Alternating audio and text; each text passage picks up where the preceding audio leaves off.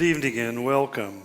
Would you turn with me in your Bibles to Genesis chapter 29 as we start a new chapter and come to a fascinating topic, water. I know that's why you're here tonight, but would you mind standing with me as we read this section together, 12 verses of the chapter? It reads as follows. It says, "Then Jacob continued on his journey and came to the land of the eastern peoples, and there he saw a well in the field with 3 flocks of sheep lying near it, because the flocks were watered from that well. And the stone over the mouth of the well was large. When all the flocks were gathered there, the shepherds would roll the stone away from the well's mouth and water the sheep. And then they would return the stone to its place over the mouth of the well. And Jacob asked the shepherds, he says, 'My brothers, where are you from?' 'We're from Haran,' they replied. And he said to them, 'Do you know Laban, Nahor's grandson?' 'Yes, we know him,' they answered. And then Jacob asked them, 'Is he well?' 'Yes, he is,' they said, 'and here comes his daughter Rachel with the sheep.' 'Look,' he said, 'the sun is still high. It's not time for the flocks to be gathered. Water the sheep and take them back to the pasture.' 'We can't,' they replied, 'until all the flocks are gathered and the stone has been rolled away from the mouth of the well, and then we will water the sheep.' While he was still talking with them, Rachel came with her father's sheep, for she was a shepherdess.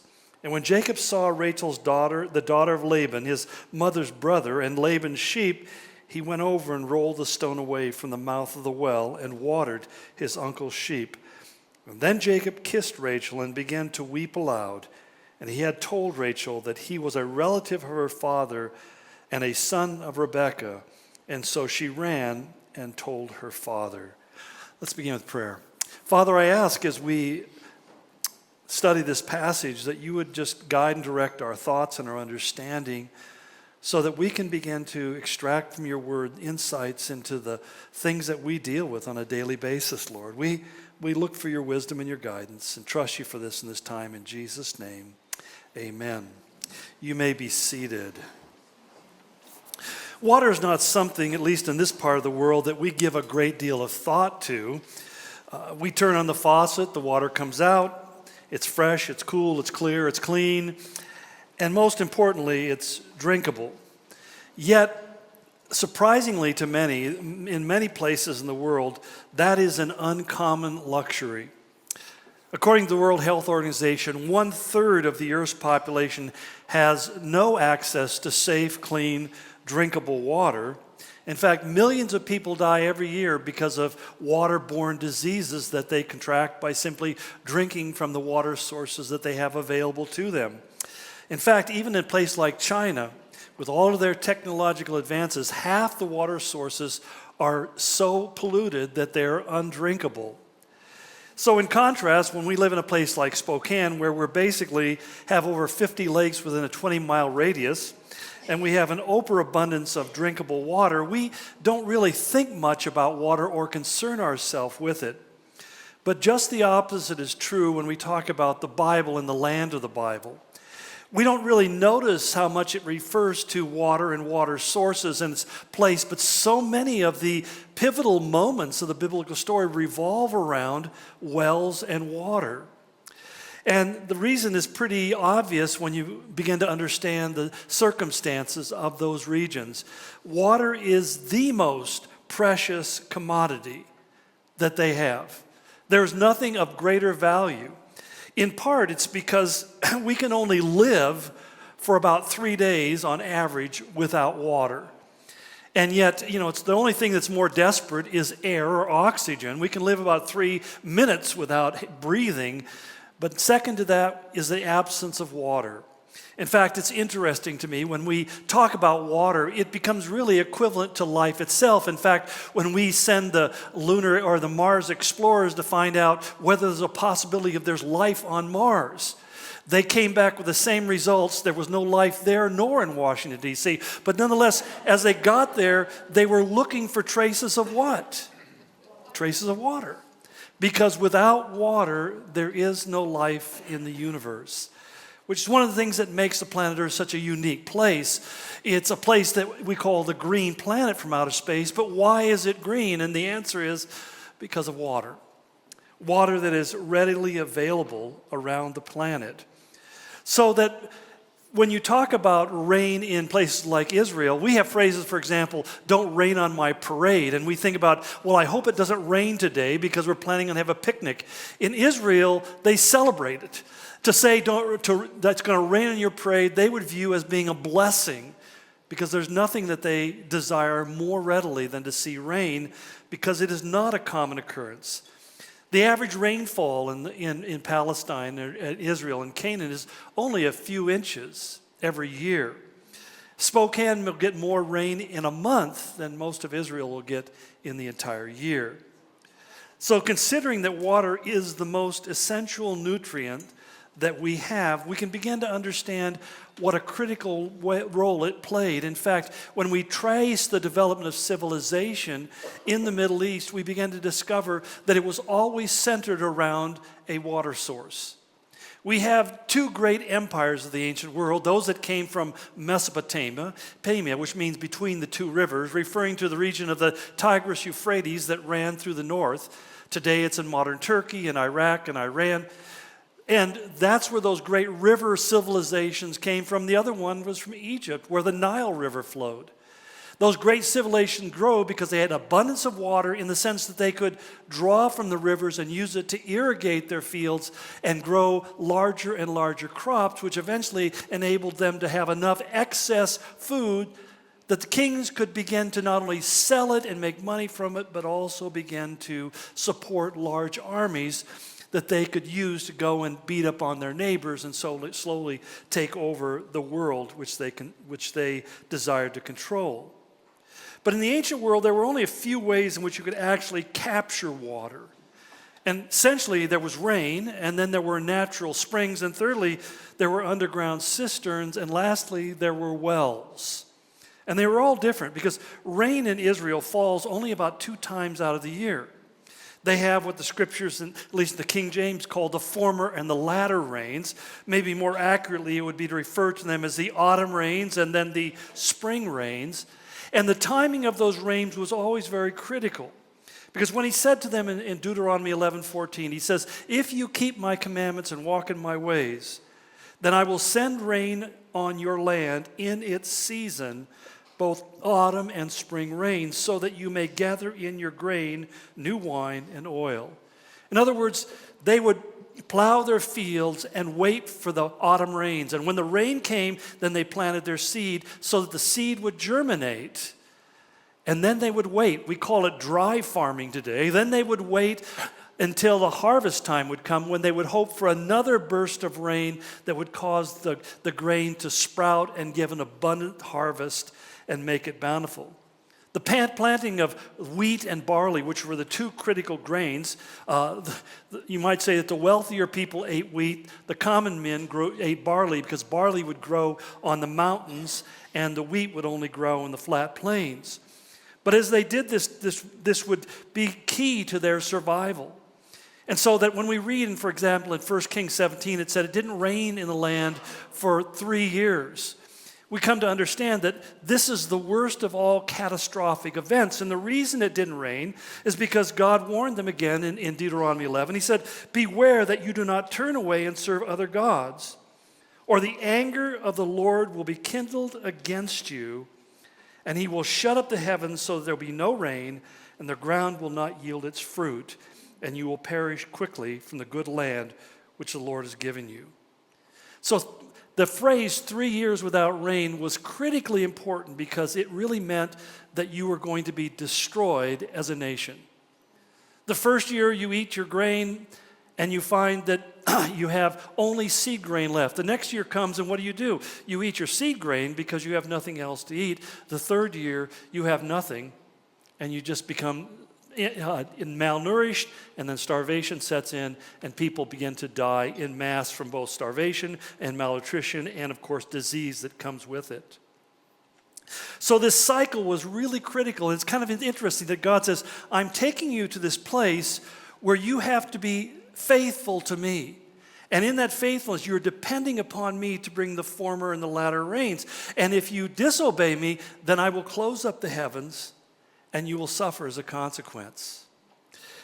So this became key. The rains were key to being able to keep the lands. In fact, I have a slide here, or a short video. When we were at Masada, something I'd never seen before on our last trip to Masada, where the rains had fallen way up in the mountains, far away, and they drained down through the desert soil, which was so hard and compacted it doesn't absorb the water at all. And we suddenly had these waterfalls cascading over the sides of the hilltops and down into the valleys below. In the ancient days, what they would do is they would actually build encampments or dig cisterns, we'll talk about in a moment, to catch all of this rain and hold it in so that they would have it over the longer seasons. But also, this is where we find a second source of water, was their natural water springs. And it's interesting because they too were the consequence of the heavy rains. You had, for example, in Jerusalem, the Gihon Spring, which was basically King Hezekiah dug this underground tunnel some 1,500 feet to lead it into the city and bring it into the pool of Siloam at the southernmost tip of the Temple Mount, or the city of Jerusalem. And this underground pool is just simply, to this very day, still pumps water out on a regular basis. It's called a karstatic spring, and the water just kind of pulses up every once in a while. It's a fun thing. You can walk all the way through it. We oftentimes invite people to do it. People ask me about if I'm going to do it, and I've been there and done that. But it's very common to these kind of locations, because every ancient city in the whole area of Canaan was based around a spring like this, because it was a source of water. So there are three things that they had to have if they were going to build a city. One was it had to be a defensible position, which usually made it a hilltop. The second thing, it had to be near a major road. But thirdly, it was the water. And without the water, nothing else worked. They couldn't survive. Now,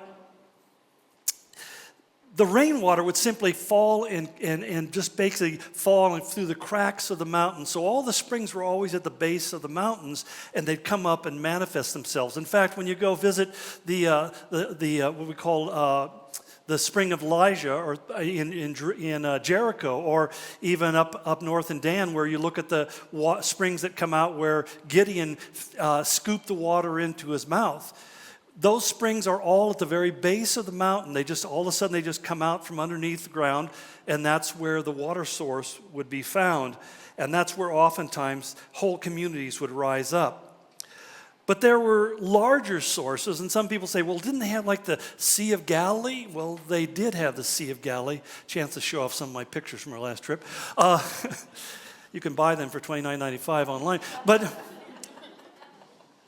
But the problem with the Sea of Galilee, or even with the Jordan River, is, first of all, the soil around there is basaltic soil, rock. It's very hard, and it's almost impossible until modern times to even farm it. But secondly, it was always so low in elevation, surrounded by steep mountains, that there's very little property around them which they could actually use to farm. And so as a consequence, there was very little agriculture that took place around the Sea of Galilee, or even along the Jordan Valley. Even though that presented a lot of water flow, it wasn't particularly accessible. Because most of the Jordan Valley, when you're talking about follow the Jordan River down to the Dead Sea, the mountains of Judea are some 3,000 feet high, and the mountains of Jordan are 4,000 to 5,000 feet high. And so these steep cliffs on each side, making this, flowing through this deep crevice in the earth. And there was very little chance of actually accessing the water that was there. So we find that, thirdly, there were underground cisterns. And I showed you saw a moment ago the waterfalls coming off of Masada. Well, how did they capture that water so that they could use it later on? And that meant that they had to dig underground cisterns.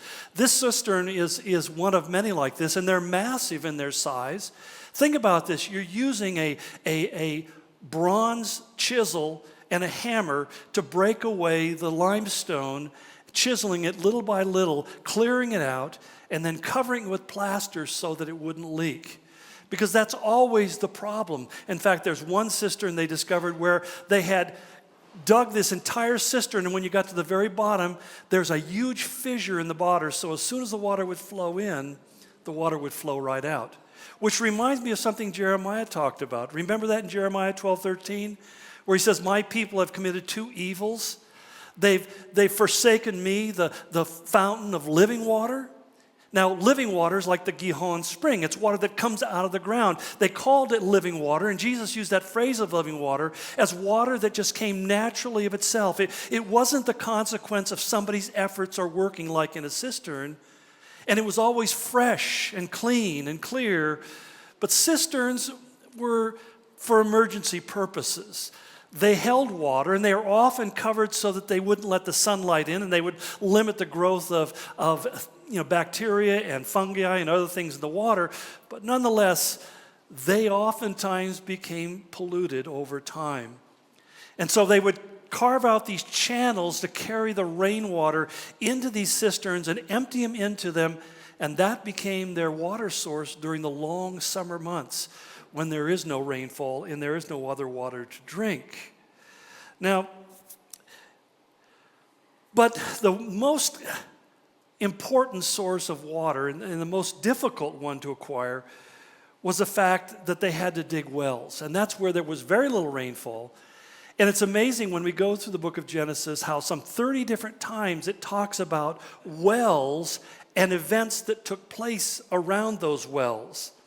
In fact, we find that 6 times we're told that Abraham and Isaac actually dug wells. And that may sound like something that's fairly simple to you, but I remember when we were this last time in visiting the ruins of Beersheba, and they have a well there, and one of the things we like to do is take a stone and drop it and see how long it takes for it to hit the water. And we counted, it takes 4 seconds. Now you realize if you calculate the rate of drop, that means that the water was 130 feet down. So think about having to dig a well by hand, kind of a scary thought actually, straight down and going digging and digging and digging and digging until you finally hit water. And this was something that we find that Abraham and Isaac did repeatedly on various sites because they were trying to survive in areas that were deeply arid, and their flocks and their herds and their crops could not increase until there was water. And so they would dig these deep wells in order to find the water, and explains why so many key moments revolve around it. Remember when Abraham sends his servant to find a wife for Isaac in Haran, and where does he come? He comes to a spring of water, probably the same well that Jacob came to, and that's where he found Rebekah, and she drew water for his camels, which was no small task. Each camel can drink at least 10 gallons of water at a setting, some as many as 100. She was pretty hefty woman. I mean, I'd say she was pretty strong. But she watered all of his camels. That's also why we find that when Jacob comes, here he is coming to a well where Rachel and other people are gathering with their flocks. And we find that twice Hagar and Ishmael are saved because they come to a well of water in the distance, the 2 times that they're kicked out of Abraham's house. And Isaac even dug a well and said it was a well that had flowing water. In other words, when they hit the water table, the water started gushing up from underground. They probably hit some underground stream or river. And he built an altar to worship God, which really indicates to us how significant finding water was for these people and their survival. Because what the well did, or particularly, was it guaranteed prosperity and stability for those who lived around the well and who could control it. It's hard for us to imagine wars being fought over water. But even today, there's a constant threat from people like Turkey and Syria and Iran and other countries, or even Egypt and Ethiopia, threatening to go to war over the flow of the rivers and the building of dams and the efforts to kind of control the flow of water. And it was no different in the ancient times. Because this is why if an enemy wanted to harm you, one of the ways he would do it is he'd go and fill in your well. In fact, we read about it in Genesis 26:15. It says, "Now all the wells which his father's servants had dug in the days of Abraham his father, the Philistines stopped up by filling them with earth." Now there's a work of futility. But the idea was, as Isaac was growing and prospering and spreading in his wealth, they said, we've got to stop him or overtake us. And so how do we do that? We just go by night and we just fill in all of his wells, so when they come to get the water is no longer available to him. So they developed various means to protect their water sources. And it's interesting because one way to do that was simply to build a wall around your well and your city and incorporate it so that your enemy had to penetrate the barrier that you had erected. But it's interesting because oftentimes, as those cities would be destroyed and conquered and then we call it a tell, they would get taller and taller and taller as they built a new city on top of the ruins of the old city. It became a point where the well was so far underground that the only way to get it and still be in the city was to dig a tunnel down to the water level. In fact, what we see here is just one such tunnel. It's a remnant of the tunnel that was in the city of Beersheba and the ruins. These sometimes would be hundreds of steps down. Today we have the modern convenience of metal stairways, but nonetheless in ancient times you just simply had stone stairways that would weave down, and you'd have to go all the way down to the bottom. Well, I should say you women would have to go all the way to the bottom with your jar, and you would fill it with water, and then you would have to carry it all the way back up. That's why women in the ancient world had huge ankles. They had to be particularly strong, or maybe that's why they just didn't live very long. I don't know. Either way. But nonetheless, that was one way of doing it. And you find these remains in places like Megiddo and Beersheba and other places like Hatzor and so forth in Israel today. But the other way around was basically to do what we read about in the story. They simply put a large stone over the opening so that not only could anybody who was not authorized to use that well wouldn't be able to get into it, but also it protected it because animals and other things could fall into the well and pollute it and make it unusable. And so they would do things like this, put a stone over the top of it. But it's interesting because what we find is this created an interesting barrier to those who would want to access it, because usually shepherding was done only by unmarried women and young boys. So that when David is a shepherd, we shouldn't picture him as being an adult male. He was the youngest of the 7 sons in the household, and that was his job, was to care for the sheep. And even today, you'll find that many of the shepherds are young boys or young girls who are not yet married. And they were not strong enough in and of themselves to move the stone, so they waited till all of the shepherds gathered around the well, and together they would be able to move the stone out of the way. The fact that Haran must have been a relatively safe place, because the only time you had older males shepherding the sheep was when they had to have armed protection because of predators or because of thieves. And so probably this was a place that was pretty docile. It wasn't really a dangerous place to be in. But none of the individual shepherds were strong enough to move themselves, at least until Jacob shows up on the scene. And I think it's interesting to me because we really usually picture Jacob as being kind of a girly man. You know, we talk about how he was his mother's favorite and he stayed around the house and the rest of that. But he apparently had quite a bit of physical strength. In fact, he was strong enough to move the stone all by himself. And I suspect, maybe I'm just reading my own psyche into it, but he was probably like most guys who wanted to show off and impress an attractive young lady about what a buff guy he was. So he moves the stone, but at the same time, it gives us an interesting insight into Jacob as an individual man. He is really a very insightful leader, if you will, because he realizes that the capacity that it was available to the shepherds was being greatly limited because they had to wait till all of them were gathered around the well at the same time to be able to water the sheep. What that meant was, he said, the sheep, instead of being able to go out and graze and fatten up, and that led to more babies, because one of the things we know about husbandry is that a well-fed animal tends to be a very productive animal, not only in milk, but also in being able to bear other youngs and increase the size of your flocks. But instead of being able to do that, they're living on a limited diet because they can't make access to the well. And so they have to waste all this time just sitting around, waiting for someone to move the stone. Valuable grazing time is being lost.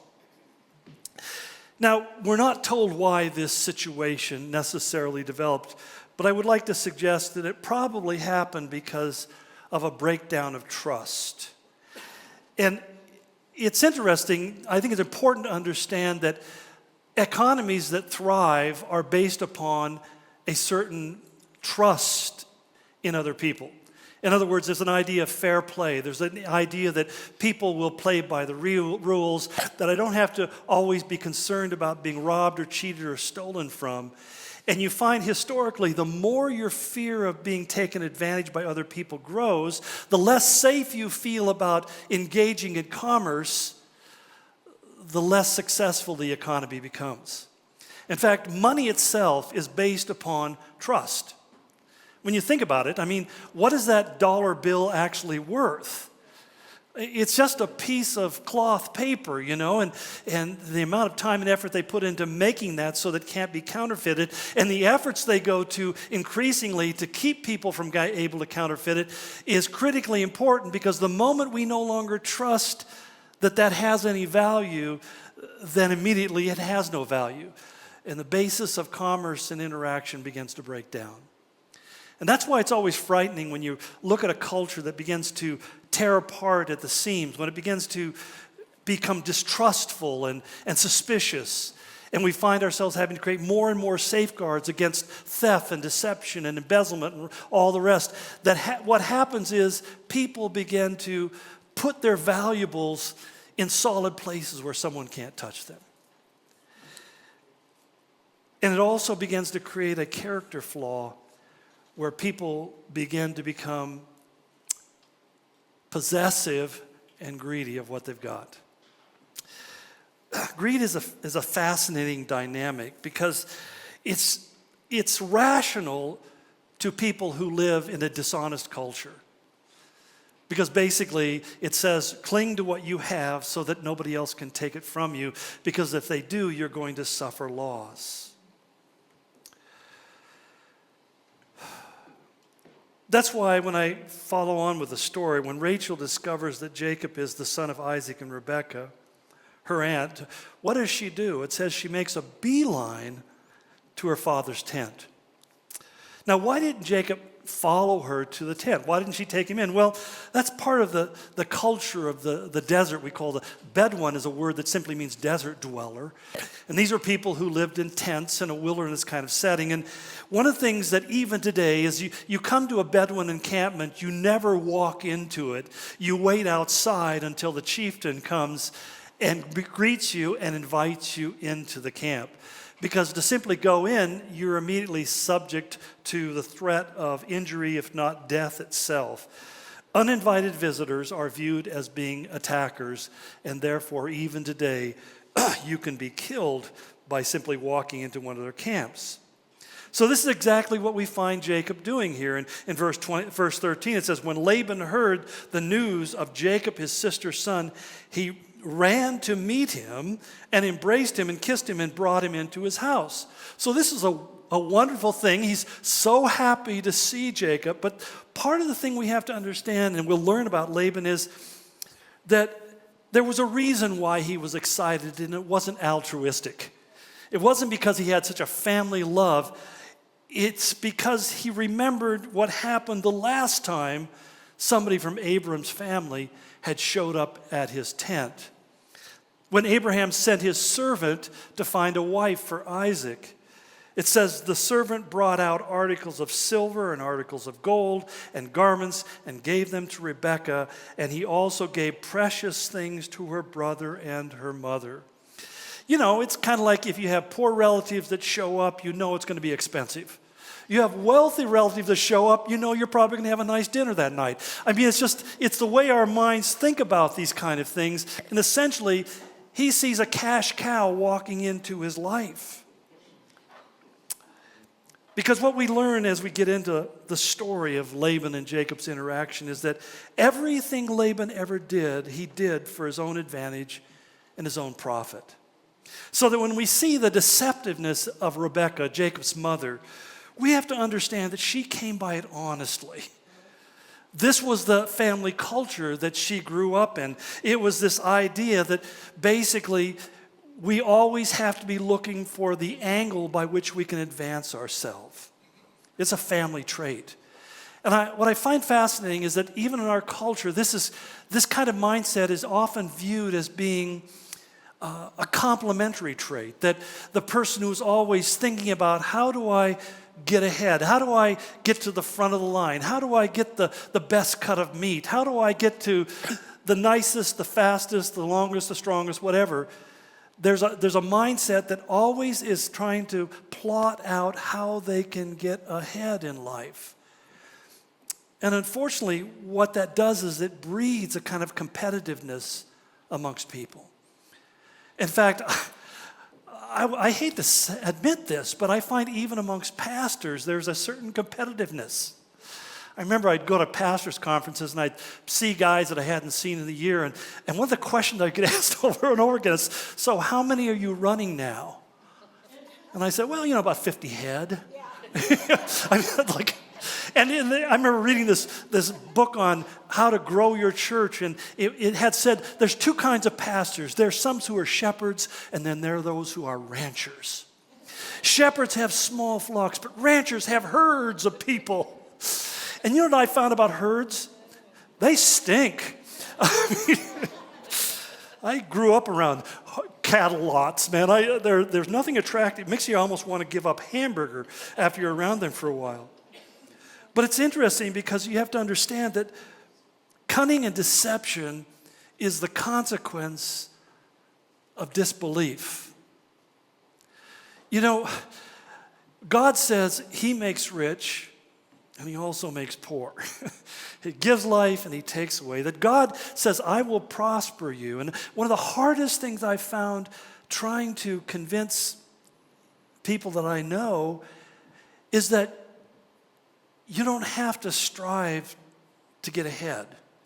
My pastor had a great saying. He said, if you strive to gain, you'll have to strive to maintain. In other words, if you get something by your own hard work and effort and you make it happen, you can never relax because you have to keep on making it happen. We begin to get caught up in this dynamic called bigger and better, onward and upward. Instead of being able to say, God has been good to me and he has blessed me. I love it when David comes to the end of his life and he's talking in 1 Chronicles 29, and he says, everything I have, God, you gave to me. Everything I have, you gave to me. We don't hear him saying, I got this because I defeated the Philistines, and I got this because I defeated the Amorites, and I got this because... No, he doesn't do any of those kinds of things. He simply says, everything I have, you've given to me. And now I have the honor of giving back to you that which you gave to me. And there's such a profound freedom in it because there's a bondage in feeling like you have to gain and then you have to strive to hold on to what you've gained. There's a freedom that comes in saying, the Lord gives freely. He just gives freely to you. I was talking with somebody the other day who was sharing with me how I could monetize my sermons and how apparently some people make a lot of money doing this. You get subscriptions and people sign up for the subscriptions and they pay to listen to your message. He says the way crazy thing is people will sign up and then they'll stop listening, but they still pay every month.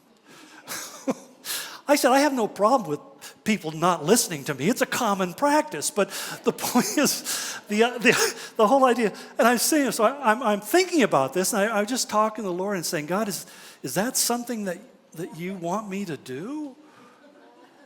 And I heard this voice from the Lord. I think it was from the Lord. He says, freely I've given, freely you've received, freely give. freely give what I've freely given to you. In other words, it's the moment you begin to say, well, this is mine. Well, it's not mine. That if anything meaningful comes out of my mouth, I know it's God. That's the reality. The rest of the stuff, the nonsense that comes out of my mouth, well, we know where that came from. And I don't want to own it, but I have to. But the greedy heart is always conspiring how to enrich themselves. And sadly, it leads oftentimes to a compromise in integrity where we take advantage of other people. Whether they recognize it or not, we begin to monetize people. And I find even in the church, we can tend to look at people in terms of nickels and noses instead of thinking about every single person is this precious entity that God created and placed here and has given us the honor to interact with. And if we can bless one another, that's the greatest fulfillment and the most meaningful thing that we can do in our life. If we can live in a way that brings blessing and grace into one another's life, rather than causing people to say, I trusted and I was taken advantage of. That's a painful thing. Solomon offered an interesting warning in Proverbs. In Proverbs 23, the first 8 verses, this is what he says. He says, when you sit down to dine with a ruler, consider carefully what is before you and put a knife to your throat if you're a man of great appetite. Do not desire his delicacies, for it is deceptive food. Now, what does he mean by that? It's seeing somebody who has been particularly blessed, material or otherwise, and we start desiring to have what they have. Do you find yourself seeing somebody, your neighbor drives up in a new car that you would love to be able to say, that's my own, and you begin to resent, like, how can they get that? Have you ever found yourself saying, God, why do you bless them and you don't bless me? That's deceptive. That's deceptive because in that moment, what you're really believing is that my joy doesn't come from my relationship with God. My joy comes from having stuff like what they have. Now, I know that none of you in this room deal with this, and so I don't know why I'm even saying this. This is for the guys in the other church down the road. But he goes on and says, don't weary yourself to gain wealth. Cease from your consideration of it. In other words, he says, don't spend any time trying to figure out how to get rich. When you set your eyes on it, it is gone.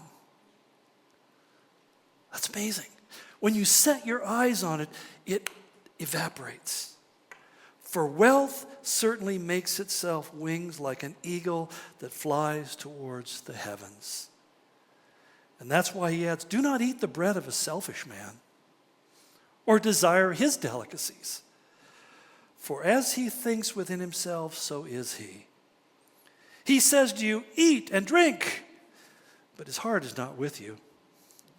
You will vomit up the morsel you have eaten and waste all your compliments. In other words, he's saying how it turns the character into something deceptive and manipulative. It's amazing. It's one of the things that Paul said is that covetousness, and that's essentially the desire to have what someone else has, that covetousness is essentially idolatry.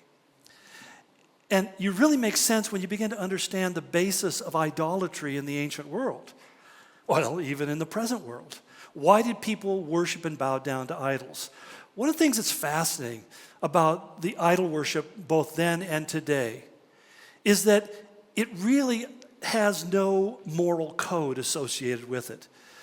The whole, what we might call the Bible of Baal worship, can probably fill 4 pages, and it has nothing to do with, thou shalt not or thou shalt. It's all about how you manipulate the deity to give you what you want. And most of the worship ends up becoming what they call sympathetic magic. You do to the idol what you want the idol to do for you. And so the gifts that you bring and the things you bestow are simply so that either the idol or the God that it represents will leave you alone and not trouble your life, because that's how many of the people of the ancient world looked at it. I don't want the gods in my life because they tend to make my life miserable.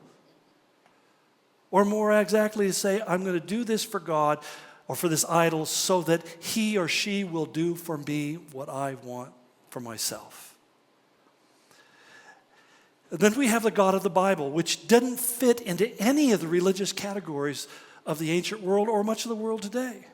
It's a God who simply says, you shall not make an image of anything on heaven or things on earth as a representation of me.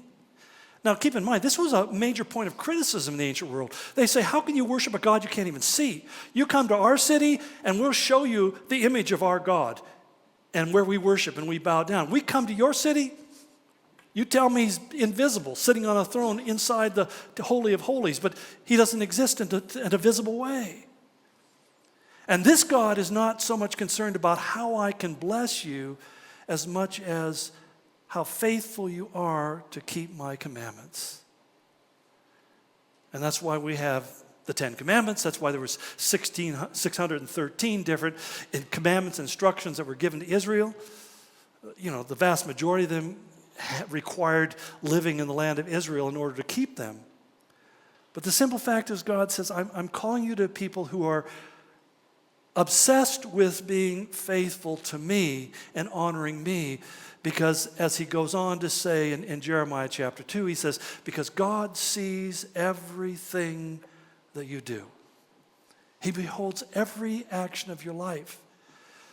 And I find that one of the hardest things is for me to remember that. And yet someone once said very appropriately, they said, when you really want to know what the message of the Old Testament was, is remember.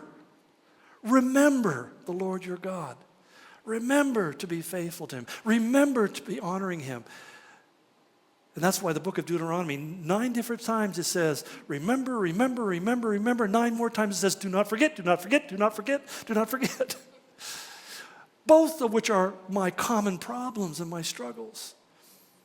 That I, like you, get caught up in the craziness of life and your mind's running around and you forget that God, who created the heavens and the earth, also rules over the minutest details of your life. And his message to you is, you can trust me enough to be faithful to me. You can trust me enough to be faithful to me and to keep my commands. Now, what does that mean? Well, that's really the struggle. When I don't obey God's commands, when I don't do what God wants, it's because I'm afraid that if I do what he wants, it's going to cost me too much. When Jesus says in Matthew 16, the cost of discipleship, if any man will come after me, let him deny himself, pick up his cross, and follow me. There is nothing in that I like. I don't want to deny myself. I certainly don't want to pick up the cross. They had no illusions that meant anything other than crucifixion. It meant death of the most horrible kind. And then to follow him, I'll follow him until he is crucified. And then suddenly, what are we doing? And that's why it says that when Jesus was arrested, that all of the disciples deserted him. And yet he told them, he said, if you're going to be my disciple, you have to be willing to, first of all, deny yourself, which essentially saying is your life is not primarily about you. It's not primarily about your happiness or your plans or your wishes or your dreams or advantages. It's about really setting aside my agenda and saying, God, your will be done, your kingdom come in my life as it is in heaven. That's what denying myself comes down to. It's really sitting back and saying, God, you created me, I belong to you, and whatever you want, make that a reality in my life. Now, I don't say, whatever you want, let me want it, because a lot of times I don't want what he wants for me. And I have to pray that, God, let what you want for my life to be something that becomes the reality of my life, because left to my own devices, I'll end up someplace else. And if I end up someplace else than other than I want to be, I'll be griping and complaining because I'm not where I want to be and it's not working out the way I want it to work out. And how do we fulfill that calling of God to say, rejoice in the Lord always? And again, I say rejoice. And there's only one way that's even possible, is if I'm convinced in the depth of my being that I am where God wants me to be because I'm here. Where I am is where he wants me to be because I've said, Lord, I want to be where you want me to be. And where he wants me to be is not so much of insisting that my life unfold or move in the direction that I want it to move, but I'm just saying, God, whatever you want. I was trying to explain this to someone who very successful in their business, but they struggle with this issue. And I said, I know it's easy for me to say this, but here's the reality. You have to come to a place where you stop striving to get ahead and you can just sit back and let it come to you as God wants it to come. For many people, that is a hard thing to trust God for. Well, if I just wait for it to come to me, I'll go broke because I'm Charlie Hustle. I'm out there making the deal. And I can tell by the sweat on your brow that you are Charlie Hustle. You're exhausted and you're saying, is this what I was created for, is to work myself to a frazzle, trying to get ahead? How many people today that you know are just tired and say, how do I get off the treadmill? Well, let me tell you how I did it. I stepped off of it. And that's why I never exercise. I took God at his word. If I'm going to be healthy, let him bring it to me. In the meantime, bring the cheeseburgers.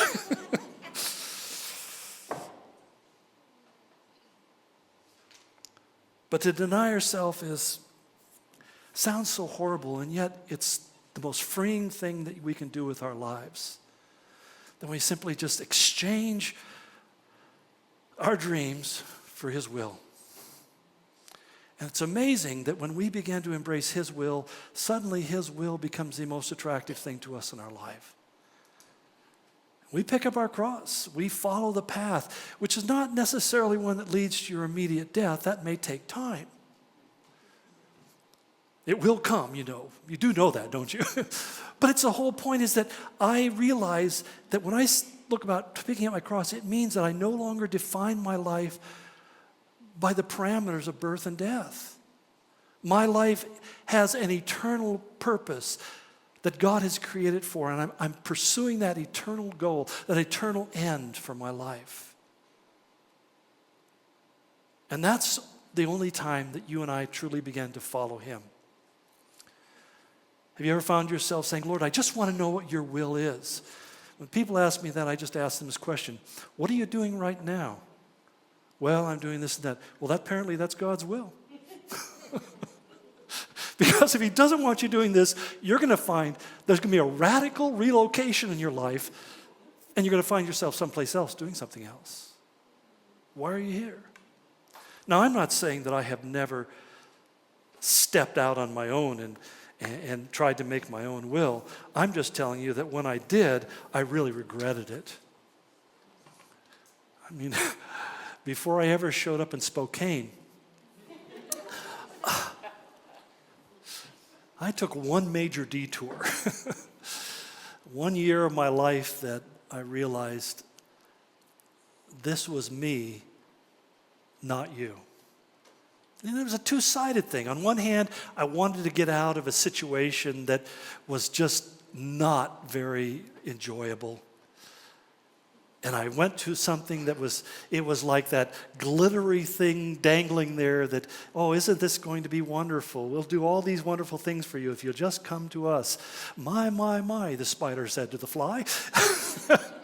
And so I bit and I did it, and I drug my family through a year of difficulties and hardships and thought, Lord,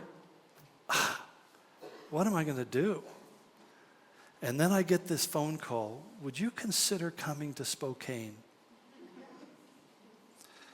Being a man of God, I said, no. Don't know anything about it. Doesn't sound good. So they called back later, a month or so later, and said, would you consider coming to Spokane? And again, I said, no way. Third time they called, and I was so irritated. They keep on calling, and I sat down with a friend of mine and said, these guys keep on asking me to come to Spokane, and I can't go there. And he says, why not? I said, well, I don't think it's God's will. And he says, how do you know? I said, because I just bought a house 2 months ago. God certainly doesn't want me to lose money.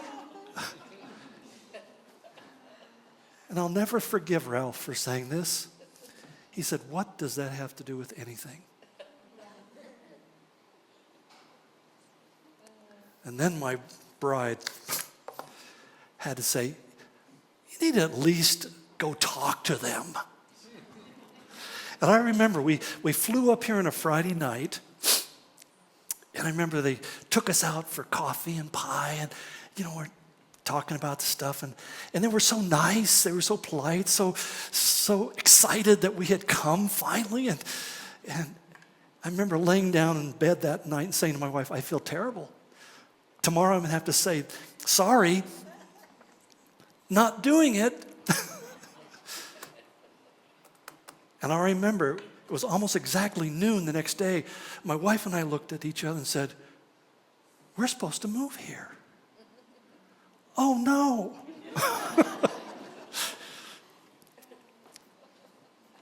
And here I am, 36 years later. I can't leave. You can't get rid of me. Yeah, wait till you hear my next message. You went quiet. I mean, that's just our story. And some of you have heard it many times.